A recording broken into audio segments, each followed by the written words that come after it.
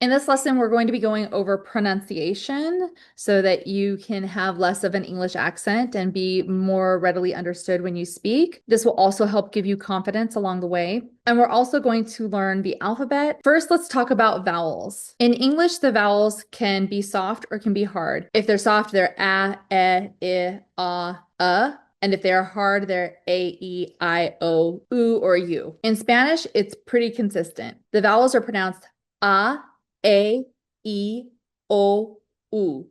Again, that's A, E, O, U, not you. U. This is why when I pronounce Uruguay, Uruguay, it's not Uruguay or Uruguay. Oof, nails on a chalkboard. Diphthongs, where you have two vowels together, those can be a little bit tricky, but we'll learn them along the way. But right now, I just want you to understand the basics about how those things are pronounced. About the Spanish alphabet, B's like boy and V's like Victor, they tend to have the exact same sound coming out of your mouth.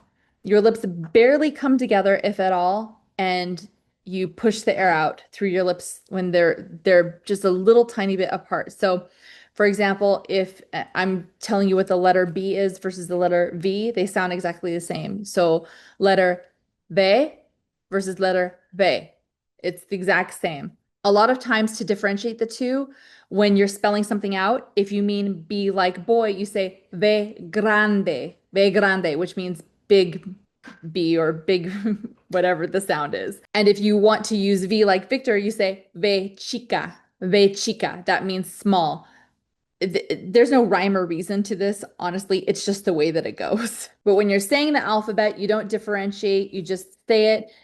If you're spelling your name and your name has either a B in it or a V in it, you just might want to clarify because you don't want to have your name misspelled. So with that, let's go with the alphabet. It is A, B, C, D, E, F, G, H, I, J, K,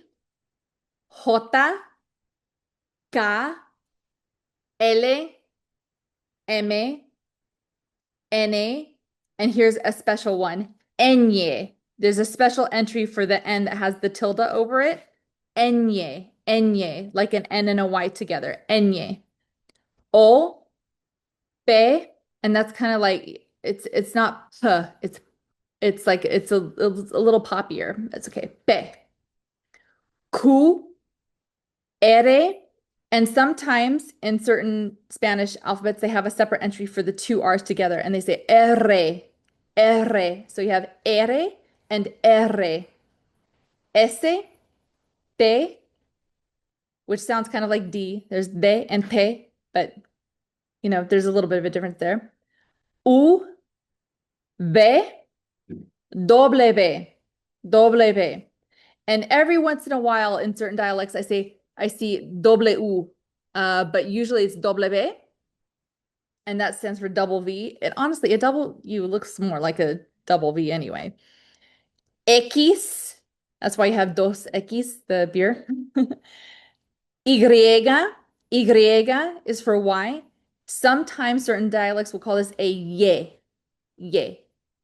but everyone's gonna understand Y. It's a long word. And then zeta, zeta for Z. Sometimes you'll see in an alphabet a separate entry for che. That's the C and the H together. Also, sometimes you'll see a separate entry for the two L's together, and that's eye, eye. Now, you want to be very careful when you say the word for J. You have to say this the right way. You have to say jota, jota.